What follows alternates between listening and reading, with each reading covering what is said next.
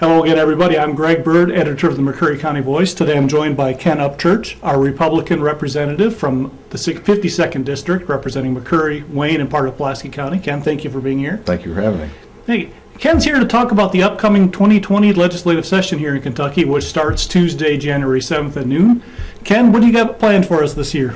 Well, obviously we start tomorrow at noon. This is the 60-day session. We'll get out roughly about mid-April.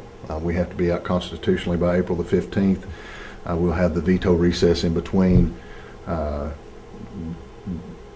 prior to the 14th and 15th, when we'll go back to possibly override some gubernatorial vetoes. But this is the budget year. We've got a lot of things we're trying to work on as far as the budget. We've got a lot of different issues on the table this time. We've got a new governor, and trying to see how everything meshes together. And we'll just kind of have to get up there and go to work and see what we can come up with. And of course, you say this is a budget yearly. Every 2 years you work on a budget. Anything that you see coming out in the budget this year? Well, this is going to be roughly a $22 billion budget. And so we budget everything from education to Medicare, Medicaid, the transportation funding, road formulas, all across the board. Basically, 80% of it is providing health care and education.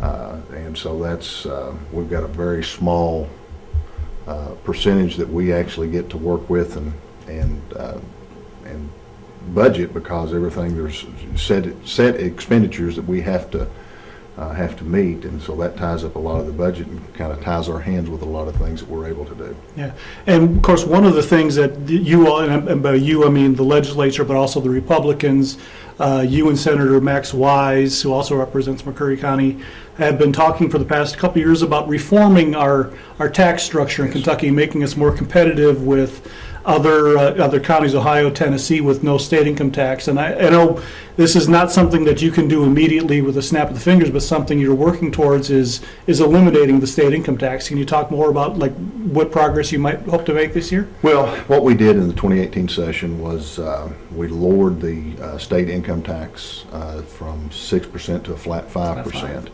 And then we broadened the base on some of the things that we pay sales tax on, dry cleaning, limousine rides, and things of that nature.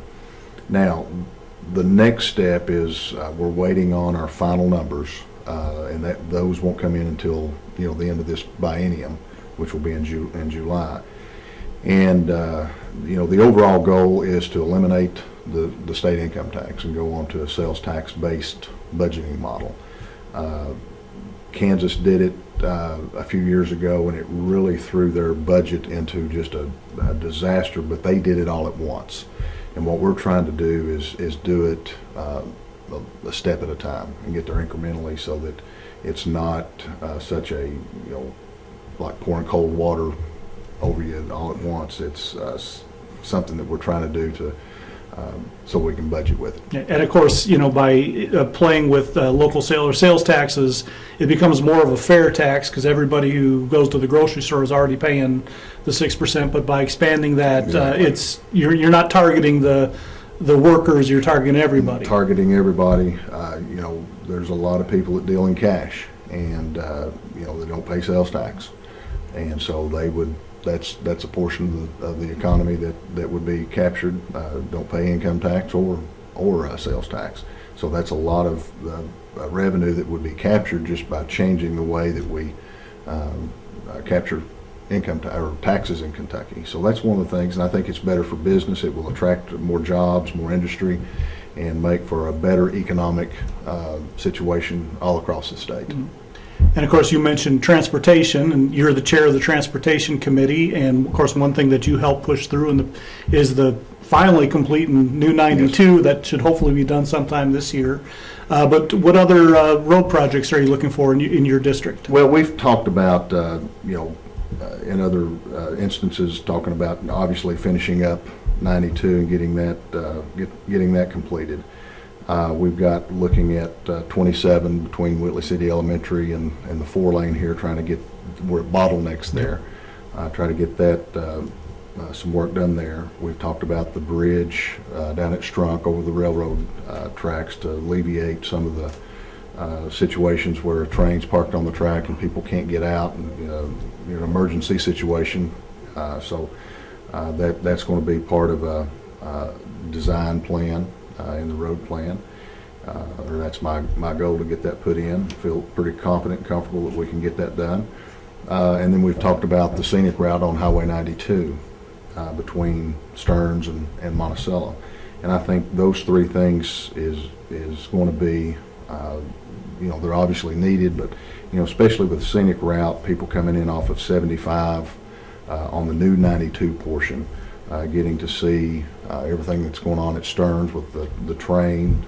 We just had the Christmas train, and I know there's a lot of other rides that they have built around that train down there. And of course, Stearns being some work going on down at Stearns. Mm-hmm. And so that will bring, I think, a lot of tourists, traveling 75 for a little side trip, and then getting them to go on across the mountain over to Monticello, over to Lake Cumberland and Mill Springs with the battlefield over there, and then the same thing, from them coming from that direction over this direction. So what we're trying to do is make it a safer route, widening it out, softening some of the curves, and maybe some roadside park where there's an overlook. I know up on top of the mountain there's an overlook, or a great place to... Plenty of beautiful vistas there. Beautiful places to see. So, and I think that would attract some tourists to this area.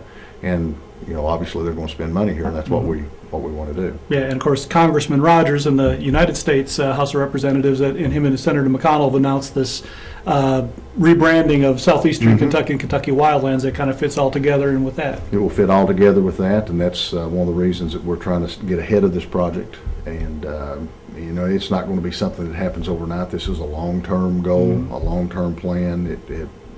I would think it's a 10-year plan.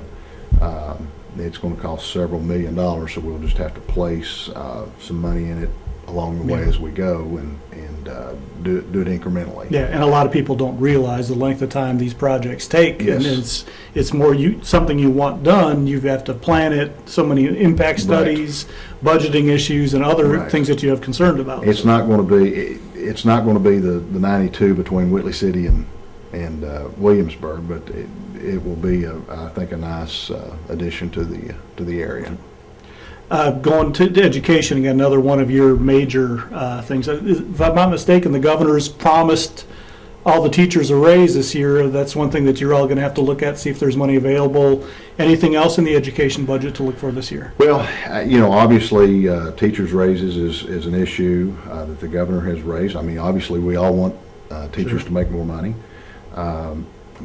How we pay for that is going to be the $64 million question.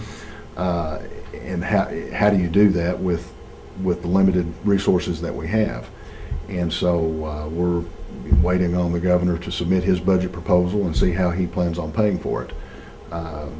And we'll just kind of have to go from there. Obviously, the pension funding is something that we're all having to deal with. Every man, woman, and child in the Commonwealth owes approximately $12,000, or that's what their liability is to that fund.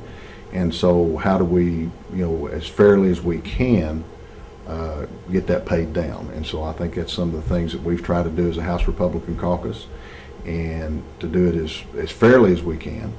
But we've had a change in administration and a change of direction maybe, and so we'll have to see what his proposal on that is. And of course, last year, wasn't that the first year in a long time that it was fully funded? Yes, we fully, matter of fact, the last 4 years, it was fully funded for the first time in over a decade. And so I was proud of our Republican leadership in the House of finally, after we took control, of finally getting a hold of that and committing to fully funding. Great. One issue that's cropped up here in the past few weeks that's kind of taken hold nationally is the role of the Second Amendment and all the debate and talk going on in Virginia. And of course, it's it's bled over into Kentucky, obviously. We've got a supermajority in the House and the representative. We do have a Democratic governor. But both you and Senator Wise have publicly stated you're opposed any Yes. any sort of legislation. You want to talk some more on that? Well, obviously, the Second Amendment, in my opinion, is number one, non-negotiable. It means shall not be infringed, and it's very simple. And so we've had, some legislators out of Louisville that have filed some legislation that the red flag law, which is, to me, takes away due process. It's unconstitutional. And then there's some others that want you to register your AR-15s and any clips over 10 rounds and things of that nature. And I want to assure you and anyone listening within the sound of my voice, as far as it will carry, that those bills are dead on arrival in the House. And I can just about guarantee they're dead on arrival in the Senate. We are not going to pass anything that would even be close to that. As a matter of fact, I don't think we would pass any gun legislation, limiting anything. We may do some stuff to give you a little bit more.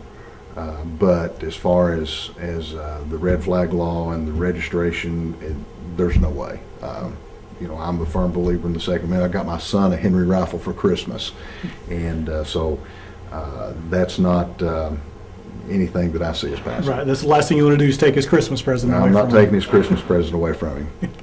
All right.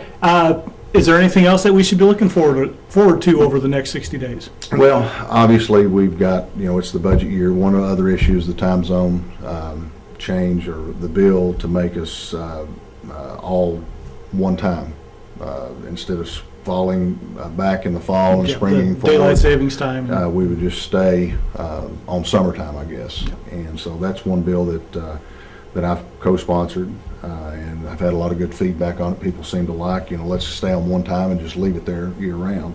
And so we'll have to see how that goes. But I'd ask, if anybody, constituents have any issues, to call 502-564-8100. That's the switchboard there in Frankfort. You can leave me a message, and we will get you a response as quickly as possible. Great. Well, as we wrap up, is there anything else that you want to talk about today? I think just, obviously this is the session, long session, and I appreciate the support from McCreary County and all the support you've given me serving you, and we look forward to doing that as we go into this next session. Okay. And once again, this has been Representative Ken Upchurch from the 52nd District. Ken, thank you for being here. Thank you. Thank you. Appreciate it.